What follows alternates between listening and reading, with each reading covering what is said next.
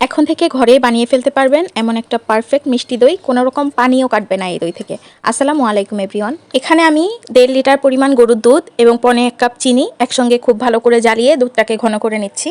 1.5 litre দুধকে এখানে আমি 1 লিটার পরিমাণ করে নিয়েছি। এবার দুধটাকে সাইডে রেখে আমি করে নিচ্ছি ক্যারামেল। ক্যারামেলটা দিলে দইয়ের কালারটা একটু সুন্দর আসে, এজন্যই দিচ্ছি। এখানে আমি 2 টেবিল চামচ পরিমাণ চিনি নিয়ে নিয়েছি।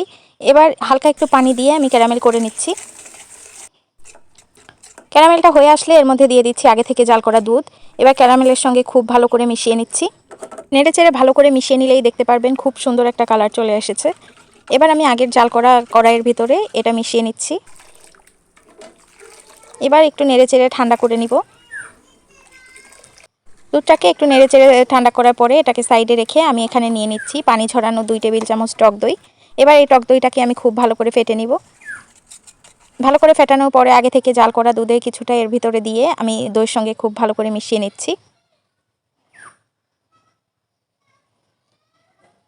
মিশিয়ে নেওয়া হয়ে গেলে আমি পাতিলের মধ্যে এই দইটাকে ঢেলে দিব।